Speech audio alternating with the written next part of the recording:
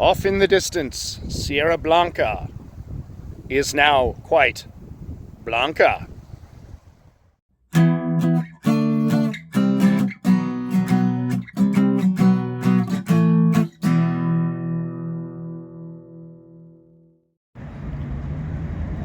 Man, someone left a fighter jet out overnight, and look at that, it's already up on blocks. Can't have shit in Alamogordo.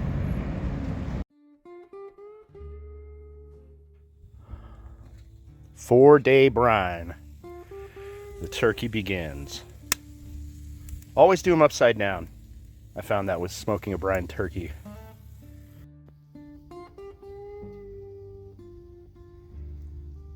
Slow and low. Keeping the turkey around 225 over cherry and applewood.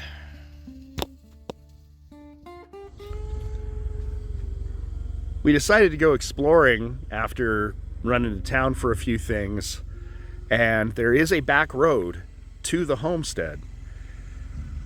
It is way off the beaten track, right up against the mesas, and it's interesting looking out here. Like, these are some of the mountains that we see in the backyard. There's actually our mountains for our backyard. This is freaking gorgeous.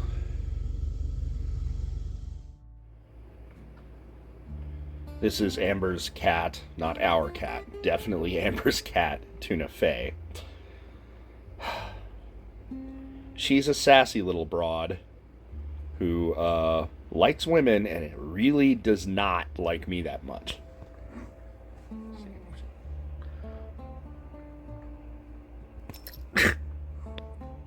Yeah, that's about all I get from her.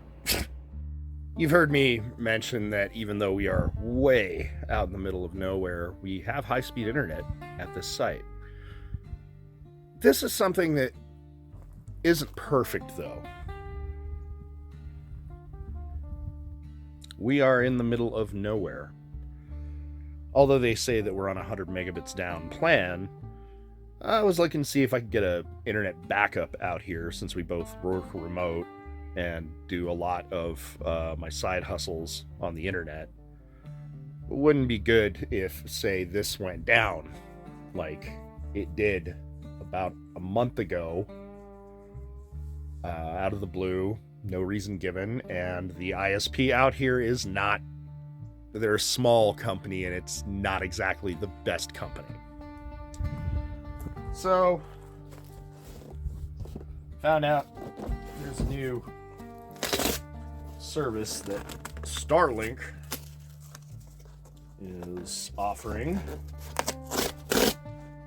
and because it has a 10-day try it out, if you don't like it, you know, just return the equipment thing, figured I'd give it a whack.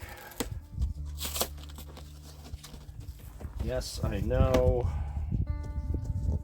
Elon Musk and all that. I don't really care about the politics of any of that out here, because it's a little more important to me that we have reliable internet. So, let's see here, what's this come with? Grief, this packaging. And they don't play around with this packaging tab. These tabs suck.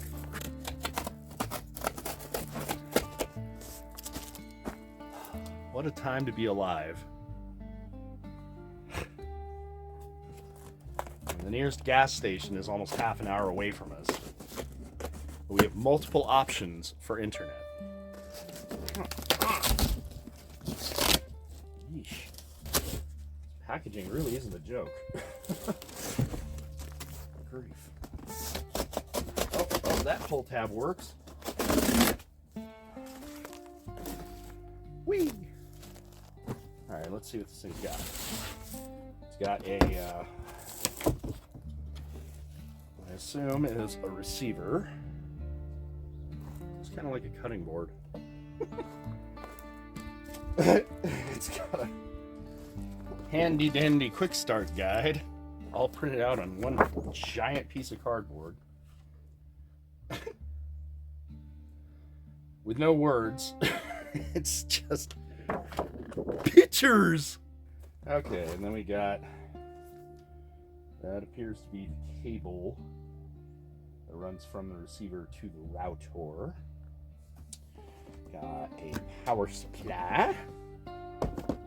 It's all very jazzy looking. Yep. It's a power supply.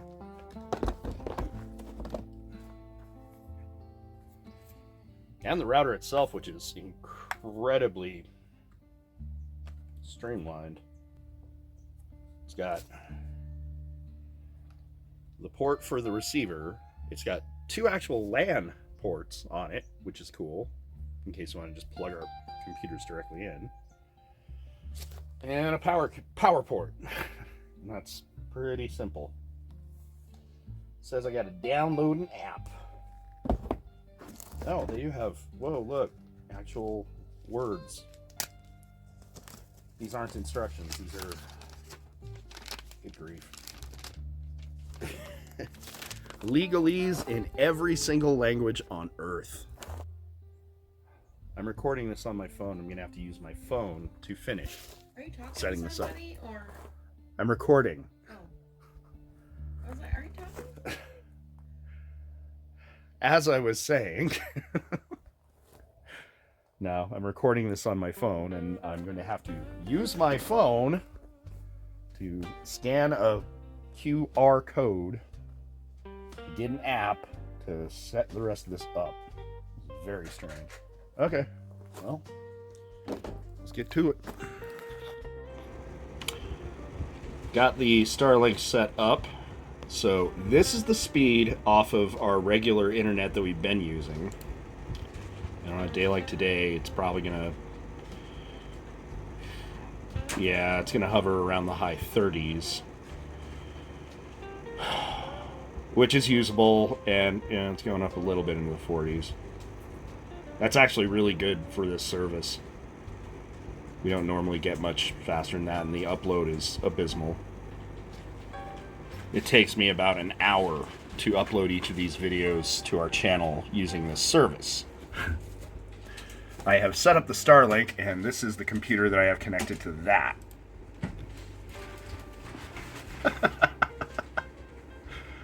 Yeah.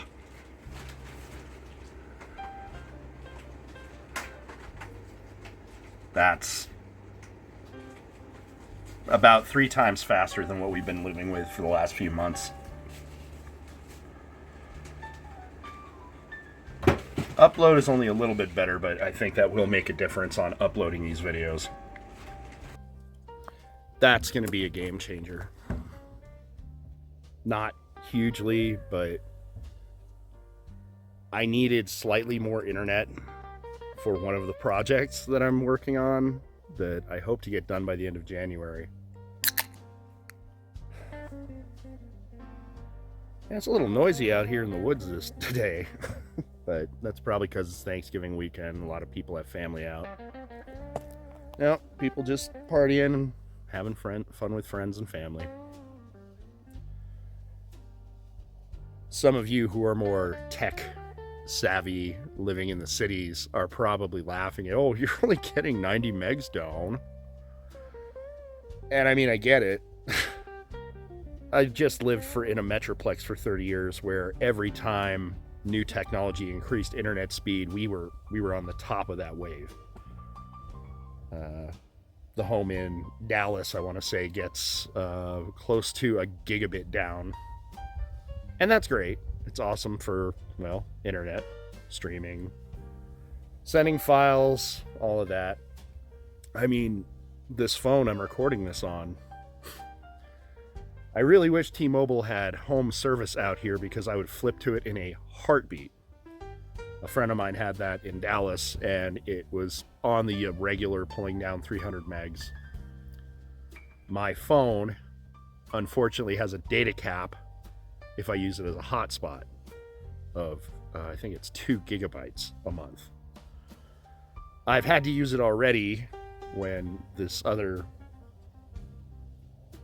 not so good Tularosa communications internet went down, and my phone pulls down on this property about 300 megs a second.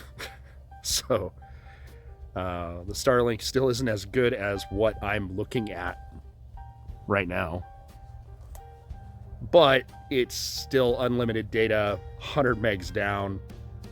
That's plenty for me. I'm not downloading huge files. If it even just says the 10 megs up, that's going to cut my upload speeds on these videos in half. Tech babble, nerd stuff, blah, blah, blah. Yeah, this video is more of just a blog post kind of thing, because my next big projects are big, and it might be a week or two before I show another of those. I mean, I'm still processing the last few giant limbs off of these topped willows that we chopped down. And it turns out that wood really is, it's good firewood. It doesn't even burn as fast as white willow does. And it doesn't stink. And these branches have provided approximately 1.5 cords of wood. Considering we don't have a fireplace inside the house, this wood's gonna last us a while.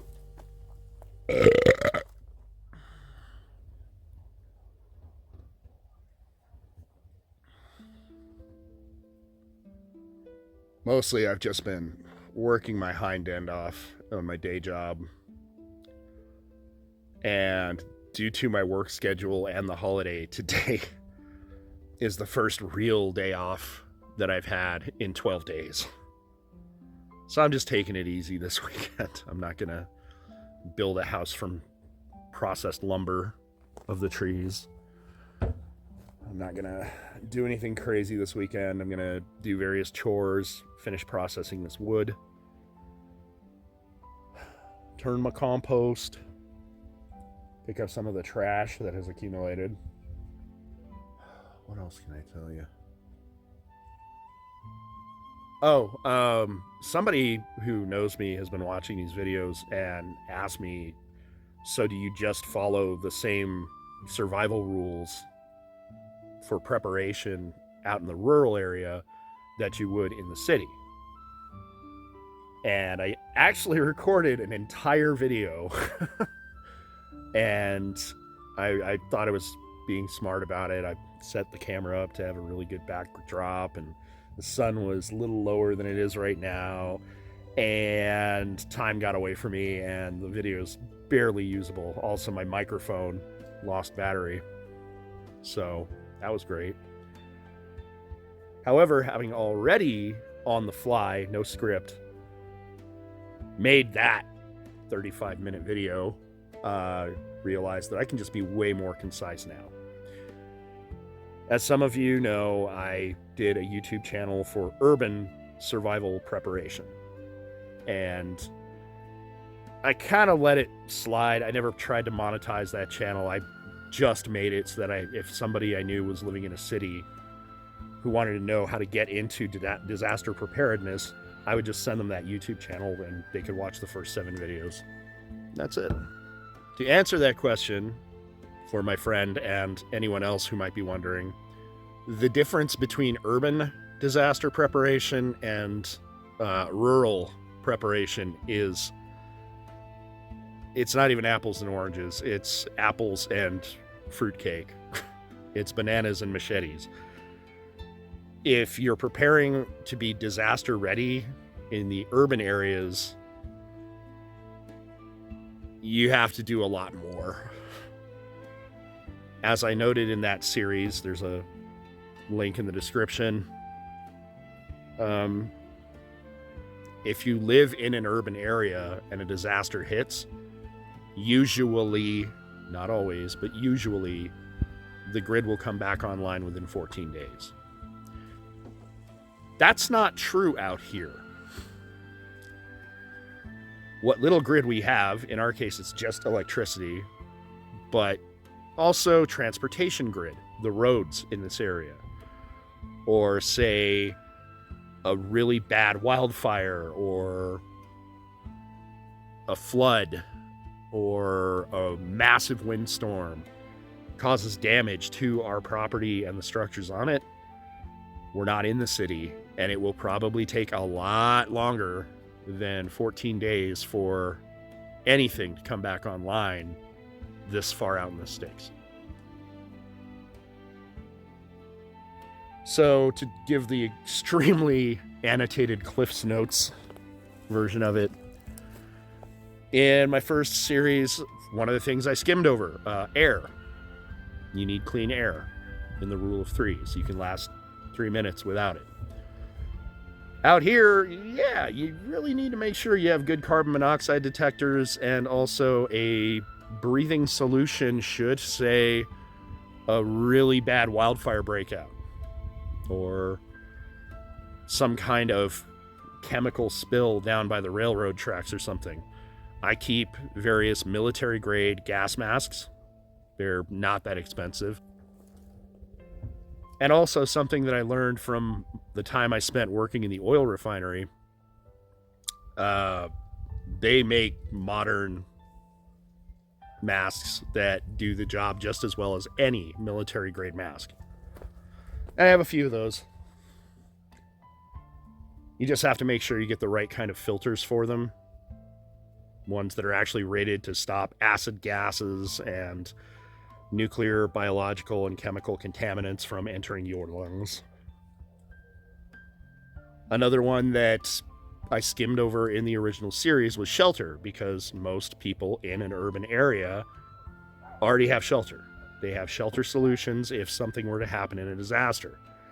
Out here, if something really bad happened, and let's say our house was unlivable, we have a couple other solutions in the shed. We have a very good all-weather tent and camping stuff. We have plenty of preps in that regard. We're not going to freeze to death or bake to death now, especially now that we put in the manual well pump. Food and water.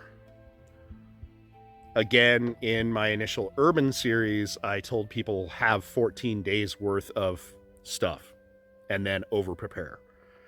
If you're living rural, it's a lot better to go a lot harder. I want to estimate right now on this property we have approximately, for 4 people, probably over 14 months worth of dry goods that are shelf stable. We do have the manual well pump now, which means essentially unlimited water. And even if something were to happen that contaminated that water, I have both a fire-powered and also propane-powered, any heat source powered still that can be used to distill water. It also can be used to distill alcohol and bootleg you some moonshine, but that's not why I bought it at all. I don't really drink hard alcohol anymore. Much, anyway. If something happened to our water source, it's still water that I could purify. And I also have multiple different filters. We've got filtration systems. We've got various different solutions to keep an unlimited amount of water going here now. But if you're living rural and you don't have that, I would say get a manual backup pump. Go back to my Bradley well pump video for that, for my recommendation. But there are other solutions if you want to pay a lot more money. All of them basically do the same thing. If your well pump runs off of the grid, it's a backup pump that runs off of you doing this. Medicine, again, you're going to want more than a 14-day supply. And because of how far we are from town, we just stockpile everything we can over the counter, stockpile the other stuff that's not over the counter, which we still get legally. Probably, this isn't even for disaster preparedness. Probably on hand we have a couple thousand of each of the over-the-counter painkillers, various cold remedies, bandages, a stitching kit. I am certified by the Red Cross multiple times over in advanced first aid, CPR, if you're living rural, this isn't even disaster preparedness. You should probably get that no matter what.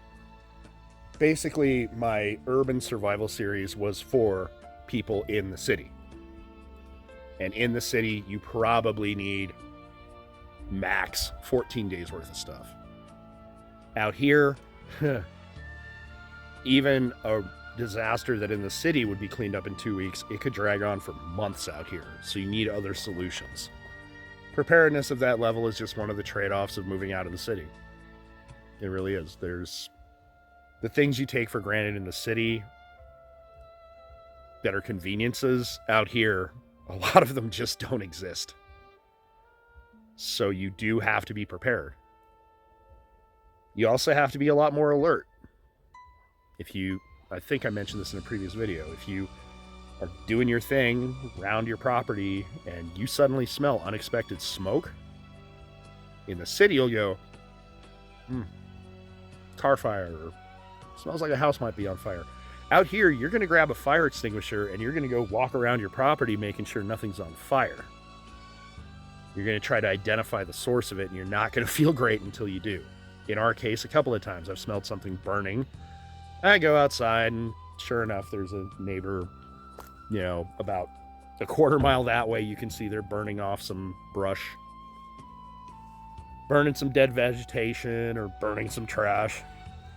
They're not supposed to do that. I'm going to call the city council.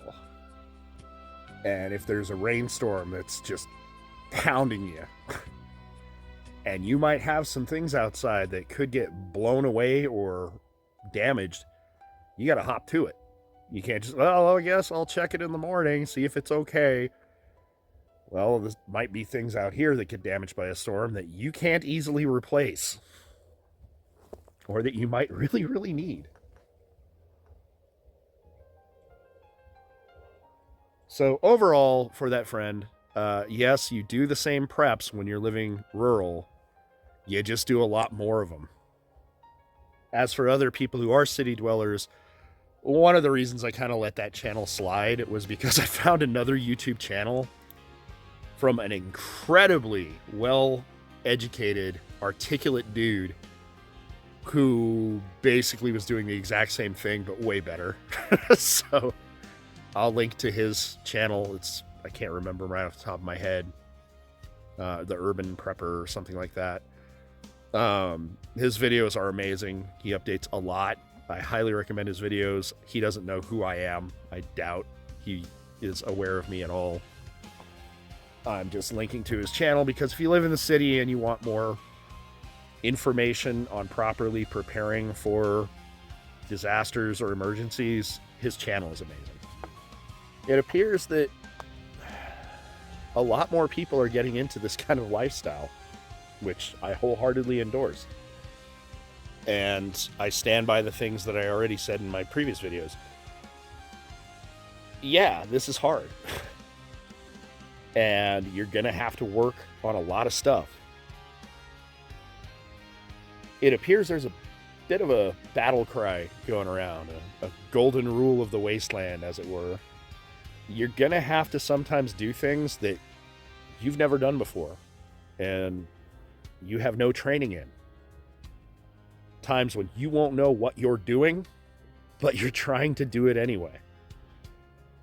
And this is more of me just babbling into the camera to the other homesteaders out there, especially the ones who've never done this before. I have a little bit of a leg up, so does Amber, because we both spent a lot of our childhood doing this kind of stuff. If you're new to homesteading, if you're new to living rural, if you're new to taking care of a wild property, yeah, sometimes you will have to do things you have no idea what you're doing. Not a clue. You've watched a bunch of YouTube videos, this thing needs to be done, and you're going to try it. And some of those times you're going to fail. Sometimes you're going to make bad mistakes that set you back for days. But you tried. And in trying and failing, if you have the right mindset, you learn. And then you do it right the next time.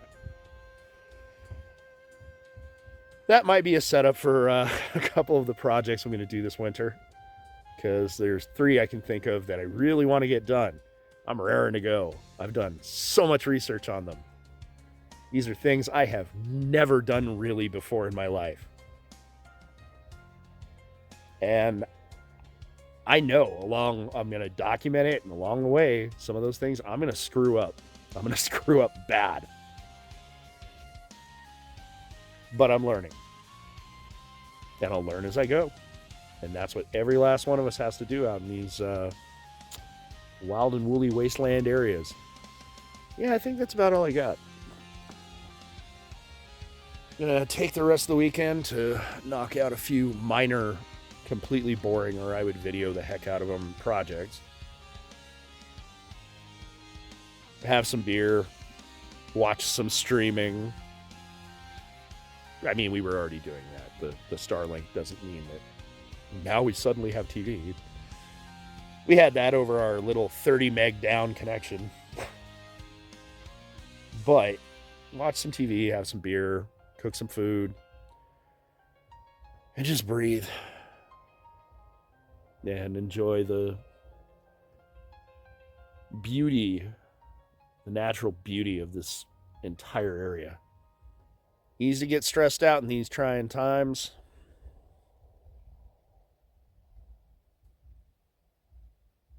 It's good to find those times when you can just relax for a second and not worry too much about it. Anyhow, everyone be cool. A little bit of a chilly day today. Got pretty cold last night, and right now it's about 56 degrees. Brisk. And I am going to be chopping wood for the rest of my life because these trees were huge. And I'm just going to keep making firewood.